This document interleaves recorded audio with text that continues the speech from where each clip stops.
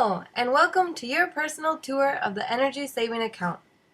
This video will consist of two parts. Part 1 is registration, and Part 2 is the structure of the energy saving account. Let's get started. To register, click on the Register Now button. A menu will pop up where you should enter your personal information. Your title, your first and last name, your email address,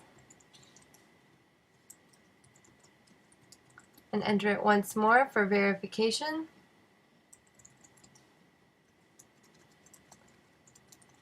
Select the password, re-enter the password,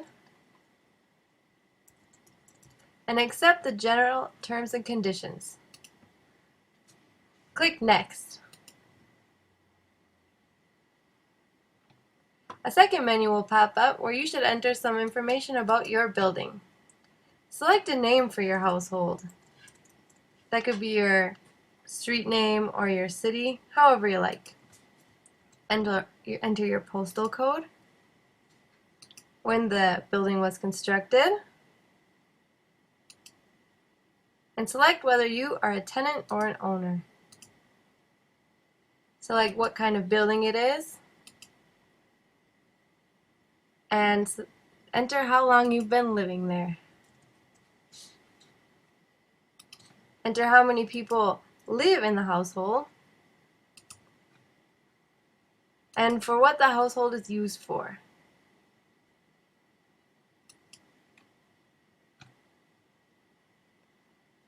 Select when the home is normally occupied,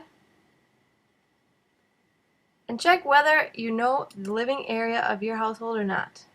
If you do, enter how many square meters it is. Enter whether or not you know a little bit about your heating consumption. And if you do, select your method of heating and what you heat with. Select whether the water is heated in the building or not. And now select whether the hot water consumption is estimated or metered. And the same for cold water. Select how many cold water meters your apartment has. And the same with the hot water meters. Select whether or not you have access to the electricity meter. And by clicking Next, you complete your registration process and go directly into your new account. Welcome to Part 2 of your personal guide through the energy saving account. The energy saving account consists of 3 parts. The input, where you enter data, the output, where you can see your results, and tips and advisors to help you save energy. Let's take a closer look at each of the sections. We'll start with the Enter Data section. Under the Account tab, you have several options to edit and configure your household. You also have the option to add more households to your account. Here, you can also give permission for others to view and/or have access to edit your account. Under the tabs Electricity, Heating, Water, and Photovoltaic, you can enter meter readings, energy bills, and configure meters. This is basically the same for each of the 4 energy areas.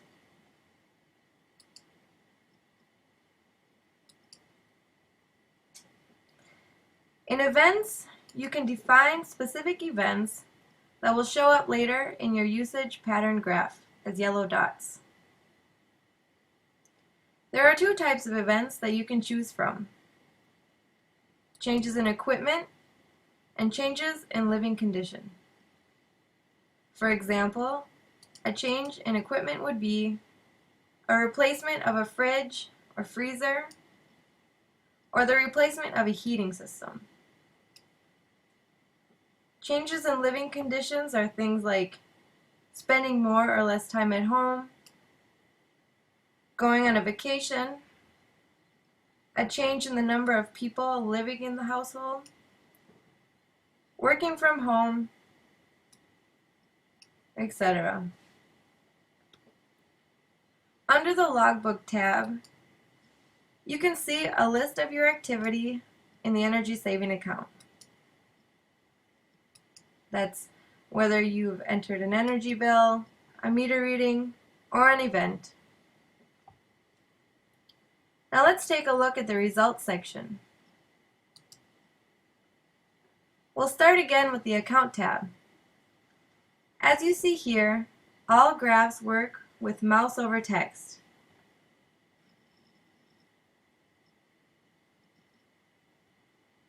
Here you can move your cursor over a button, graph, or icon, and a small text will automatically pop up explaining what that item is. Balance gives you a general view about your consumption of electricity, heating and water, and Compare Average shows you your consumption compared to average households that are comparable to yours. Here you have the option to view your results in either a graph or a table.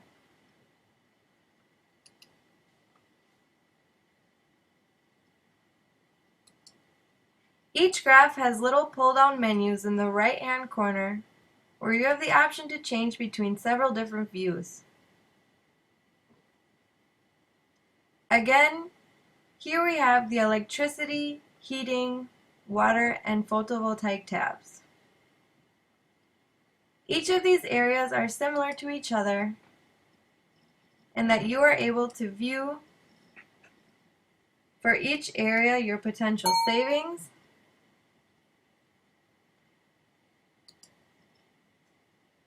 your changes, such as changes in consumption,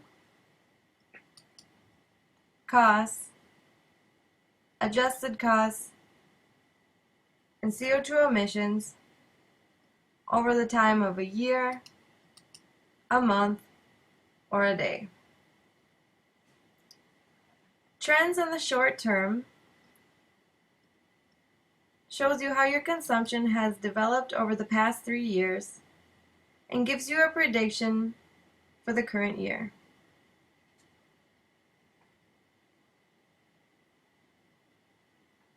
Trend 2020 shows your trends from the past as well as your predicted trend for the year 2020.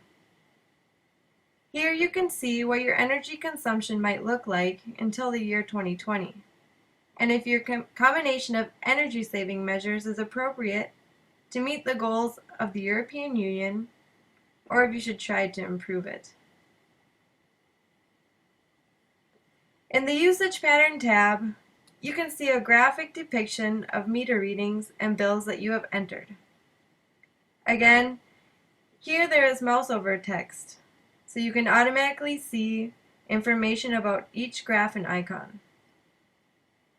And once more, there are pull-down menus in the right-hand corner where you can alter the reference period of the depiction and see changes and trends in your costs, consumption, and CO2 emissions. The same menu structure can be found for the heating and water tabs too.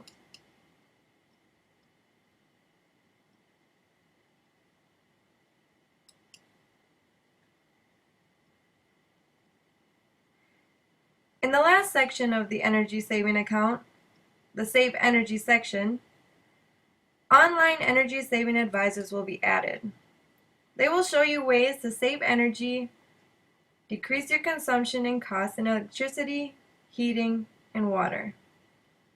I hope this short tour gave you a good idea about what the energy saving account is all about. Thanks for coming along.